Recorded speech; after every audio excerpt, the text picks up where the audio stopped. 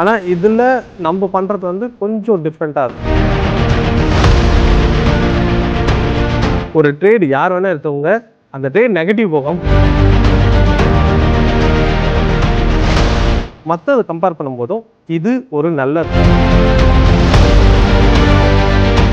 வேலை நடந்துருமோ இல்லை ஒரு நெகட்டிவாக சின்னதாக நடக்கும்போது நம்மளுக்கு ஒரு பயம் வந்துடும். இப்போ அந்த பயம் என்ன பண்ணோம் அப்படின்னா டோட்டல் நம்பர் ஆஃப் பையர்ஸ் வந்து பாசிட்டிவாக இருக்காங்க. அவங்க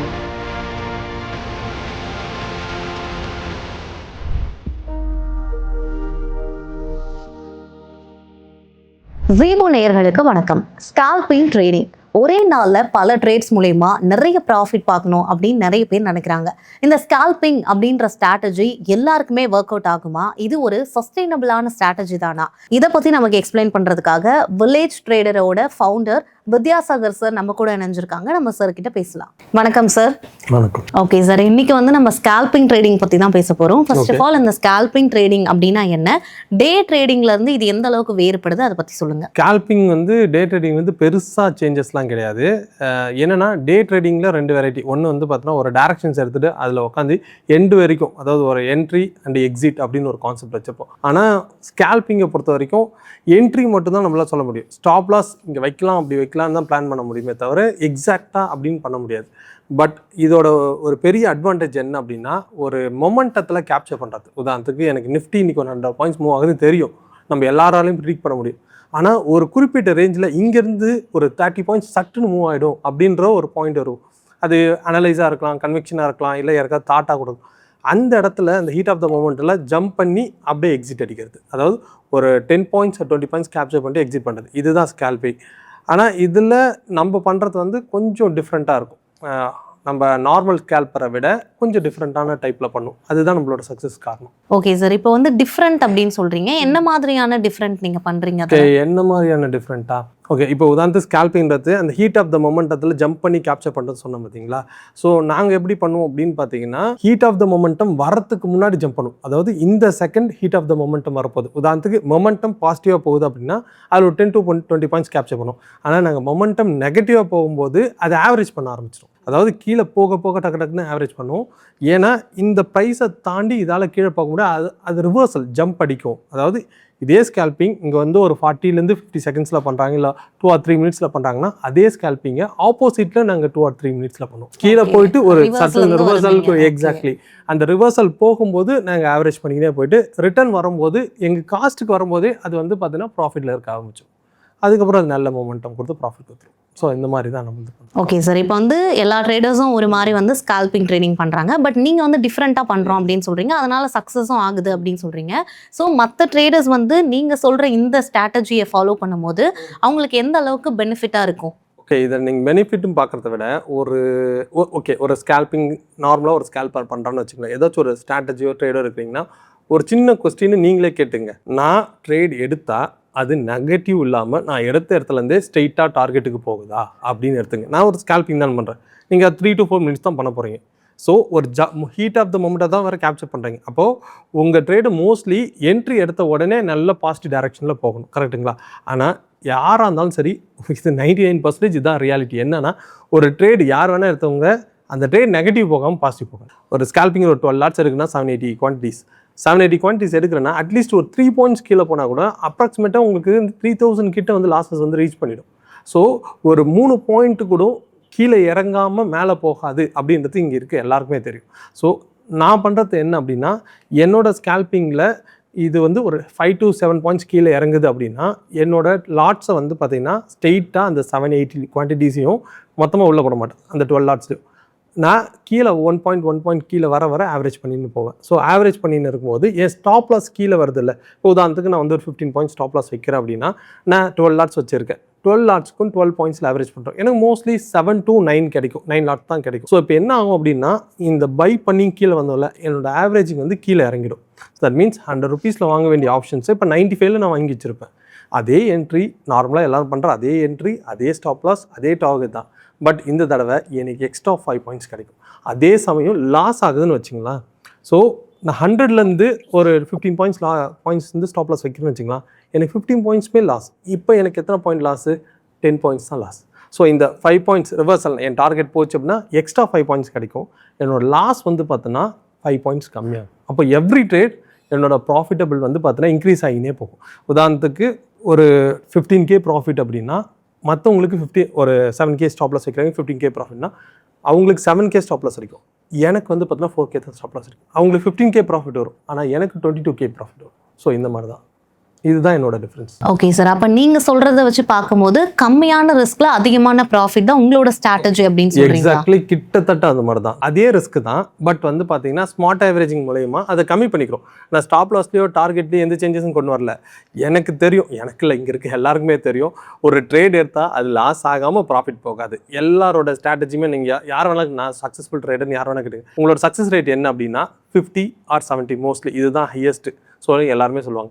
அப்போ உங்களுக்கு டிஃபால்ட்டாக ஹை லெவலில் இருக்கும்போதே 25 ட்ரேட்ஸ் வந்து பார்த்தோன்னா லாஸ் ஆகுது. எல்லா ட்ரேட்லுமே ஒரு லாஸ் வந்துட்டு தான் ப்ராஃபிட் போகுது. ஏதாச்சும் ஒரு ரேட் தான் எடுத்தோடனே நம்ம போட்டோடனே டக்கு போய் டார்கெட் அடிக்கும். அது ஒரு momentum, heat of the momentum சட்டர்னு போயிடும். மிச்சம் எல்லா ட்ரேடுமே கீழே இருக்குது. அப்போது நான் பை பண்ணும்போது என்ன ஆகும்னா, இந்த மாதிரி கீழே பை பண்ணும்போது என் ஸ்டாப் லாஸ் அடிக்கும்போது கம்மியாகவும் டார்கெட் அடிக்கும்போது அதிகமாக கிடைக்கிறதுனால மற்றதை கம்பேர் பண்ணும்போதும் இது ஒரு நல்ல ரிட்டர்ன்ஸ் கொடுக்கக்கூடிய ஒரு கான்செப்டாக நான் பண்ணுறேன். இது பேர் பையிங் மாடல்னு சொல்லுவாங்க.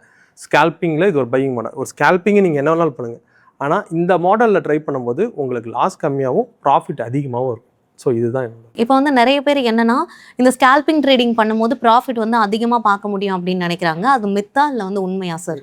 மித்து தான், இது வந்து ரியலாக மித்து. ஆக்சுவலாக வந்து பார்த்திங்கன்னா எல்லாராலுமே ஸ்கேல்பிங் பண்ண முடியாது. சொல்லுவாங்க பண்ண முடியும் அப்படின்னு. எக்ஸ்பீரியன்ஸ் இல்லாமல் ஸ்கேல்பிங் பண்ண முடியாது. பிகாஸ் வந்து இந்த மொமெண்டம் உங்களுக்கு போகும் தெரிஞ்சிருச்சு அப்படின்னா, நீங்கள் ஆல்ரெடி எப்பயோ சக்ஸஸ்ஃபுல் ட்ரேடராக இருப்பீங்களா?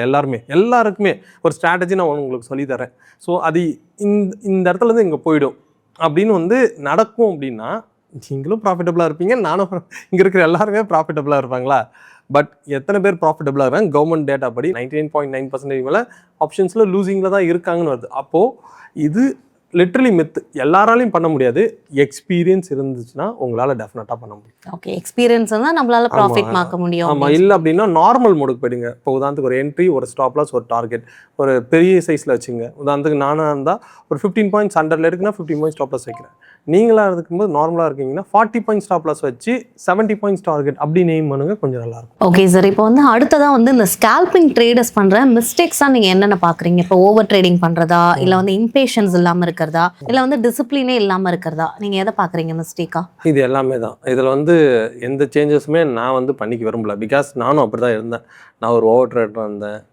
பர் டே ஒரு சிங்கிள் டேயில் 10 lakhs லாஸ் பண்ணியிருக்கேன். Single day over trade 1200 lots வரைக்கும் நான் வந்து சிங்கிள் டேயில் பண்ணியிருக்கேன். அதுக்கு அந்த ட்ரேட் பண்ணதுக்கு நம்ம ஒர்த்தான்னு கேட்டேன், வாய்ப்பே இல்லை. Complete over trading. அதெல்லாம் வந்து யாராக இருந்தாலும் சரி, நீங்கள் எவ்வளோ பெரிய வந்து நாலேஜ்ஃபுல் பர்சனாக இருந்தாலும் சரி, ஓவர் ட்ரேடிங் உங்களை வந்து ஃபுல்லாக வந்து டெஸ்ட்ராய் பண்ணிடும். அதே மாதிரி ஓவர் ட்ரேடிங் இருக்கிறதுனால தான் உங்களுக்கு இம்பேஷன்ஸ் கிரியேட் ஆகுது. இல்லைனா வந்து உங்களுக்கு இம்பேஷன்ஸ் கிரியேட் ஆகாது. டிசிப்ளின் வராமல் போகிறது எல்லாமே அதோட முக்கியமான பாட்டு இந்த ஓவர் ட்ரேடிங்.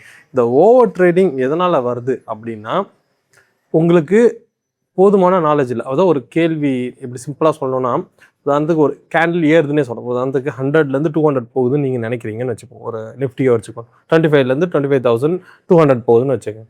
ஸோ இந்த 25,000லேருந்து 25,200 போகிறதுக்கு என்ன ரீசன் நீங்கள் வந்து பார்த்தோன்னா எடுத்து வைக்கிறீங்க? அதாவது இந்த ஒரு அனலைஸோ ஏதோ ஒரு பார்ட் வந்து நீங்கள் எடுப்பீங்க, அது எடுத்து வச்சிருவீங்க. இப்போ வந்து ஒரு கேண்டல்ஸ்டிக்காக இருக்கட்டும், இல்லை மூவிங் ஆவரேஜாக இருக்கட்டும், இல்லை வேறு ஏதாச்சும் ஒரு கான்செப்ட், பிவாட்டு, சிபிஆர், எதோ வேணாலும் நீங்கள் சொல்லுங்கள். இது வைக்கிறதுக்கு வச்சுட்டு இப்படி போயிடும் அப்படின்றதுக்கு என்ன வந்து ஒரு பேக்கப். இப்போ உதாரணத்துக்கு நான் ஒரு விஷயம் செய்கிறேன், எனக்கு ஒரு பேக்கப் வேணும்ல. பேக்கப் இல்லாமல் நான் போகிறேன் அப்படின்னா திடீர்னு அது நடக்காதுன்னும் போது உங்களுக்கு ஒரு பதட்டம் ஆகிடும்ல. நடக்காதும் கூட இல்லை, ஒரு சின்ன ஒரு ஜர்க்கு கிரியேட் ஆகும்போது ஒரு வேளை நடந்துருமோ, இல்லை ஒரு நெகட்டிவாக சின்னதாக நடக்கும்போது நம்மளுக்கு ஒரு பயம் வந்துடும். ஸோ அந்த பயம் என்ன பண்ணும் அப்படின்னா, நம்மளை வந்து இம்பேஷண்ட்டாக மாற்றிடும். அதாவது ஒரு டிசிப்ளின்லேருந்து வெளியில் கொண்டு வந்துட்டுனாலே அடுத்தடுத்து நீங்கள் ஸ்டெப் போய்டுவீங்க. அப்போது ஒரு விஷயத்தை நீங்கள் செய்ய போகிறீங்க அப்படின்னா அதுக்கு பேக்கப் இல்லாமல் பண்ணவே கூடாது.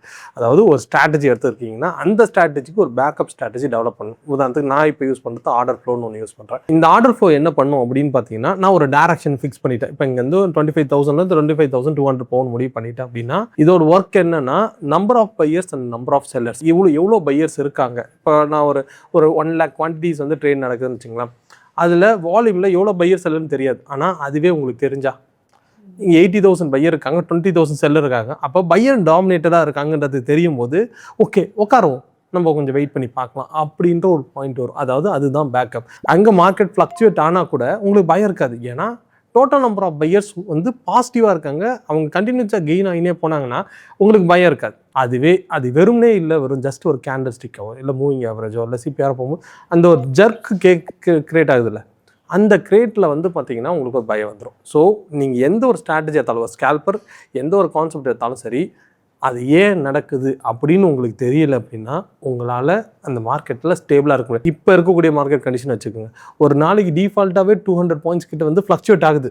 நார்மலாகவே செம பெரிய கேப் வரும். இப்போ நீங்கள் இதுக்கு முன்னாடி வச்சுக்கிற ஸ்டாப் லாஸ்லாம் இங்கே கன்சிடர் பண்ணுங்க. ஸ்கேல்பர் பொறுத்த வரைக்கும் என்ன மிஞ்சி போனால் ஒரு இண்டெக்ஸில் ஒரு 50 பாயிண்ட்ஸ் வைப்பீங்களா? இப்போ அதெல்லாம் தாக்கு பிடிக்காது. இதில் ஆப்ஷன்ஸில் வைப்பீங்க ஒரு 30 பாயிண்ட்ஸ், அதெல்லாம் தாக்கு பிடிக்காது. இப்போ இருக்கக்கூடிய 1 மந்த் ஃபுல்லாகவே இப்படி தான் போகுது. அப்போ இந்த 1 மந்த் ஃபுல்லாக லாஸ்ட்டில் இருப்பீங்களா? ஏன்னா ஒரு ஆப்ஷன்ஸை பொறுத்த வரைக்கும் நீங்கள் சும்மா எடுத்து ஒரு ட்ரேட் பண்ணாலே 3 to 4% லாஸ் வரும். நீங்கள் ஒரு ட்ரேடை பண்ண போகிறீங்கன்னா அதுக்கான பேக்கப், அதாவது அதுக்கான ரீசன் நீங்கள் இருக்கணும். அந்த ரீசன் இருந்துச்சுன்னா நீங்கள் ஜாலியாக உட்காரலாம், எவ்வளோ நேரம் வேணாலும் உட்காரலாம். ஏன்னா உங்களுக்கு நம்பிக்கை இருக்குது, பிகாஸ் லிட்ரலி அங்கே பையர்ஸ் இருக்காங்க, அப்போ நான் வந்து உட்காரலாம். இது ஒரு ஜஸ்ட் ஒரு ஃப்ளக்சுவேஷன் தான், மார்க்கெட் நாய்ஸ். ஸோ இந்த விஷயம்தான் எந்த ஒரு ஸ்கேல்பிங் பண்ணுறக்கூடிய ட்ரேடர்ஸும் வந்து பார்த்தா பெருசாக ஃபெயிலியர் ஆகிறதுக்கு இதான் வந்து காரணம். இதை கன்சிடர் பண்ண மாட்டாங்க. அவங்கள பொறுத்தவரை சிங்கிள் ஸ்ட்ராட்டஜி அதை போட்டு பெருசாக வாய்ப்பே இல்லை. ஒவ்வொரு ஸ்ட்ராட்டஜிக்கும் பேக்கப் ஸ்ட்ராட்டஜி நீங்கள் டெவலப் பண்ணால் தான் ஒரு பதட்டமோ பயமோ இருக்காது மார்க்கெட், இல்லைன்னா கஷ்டம் தான். இன்னைக்கு நம்ம ஸ்கேல்பிங் ட்ரேடிங் பற்றி தான் நிறைய விஷயங்களை தெரிஞ்சுக்கிட்டோம். நீங்கள் ஒரு பிகினர்ஸாக இருக்கீங்க, நீங்கள் ஸ்கேல்பிங் ட்ரேடிங் பண்ணலாமா வேணாமா அப்படின்ற இன்ஃபர்மேஷன்ஸ் உங்களுக்கு கண்டிப்பாக கிடைச்சிருக்கும் அப்படின்னு நாங்கள் நம்புகிறோம். ஸோ இந்த இன்ஃபர்மேஷன்ஸ் உங்களுக்கு யூஸ்ஃபுல்லாக இருந்துச்சுன்னா இந்த வீடியோவை உங்களோட ஃப்ரெண்ட்ஸ் அண்ட் ஃபேமிலிஸ்க்கு ஷேர் பண்ணுங்கள். மறக்காமல் உங்களுக்கு இருக்க டவுட்ஸை கமெண்ட் செக்ஷனில் கமெண்ட் பண்ணுங்கள். ஜீபு சேனலை சப்ஸ்கிரைப் பண்ண மறக்காதீங்க.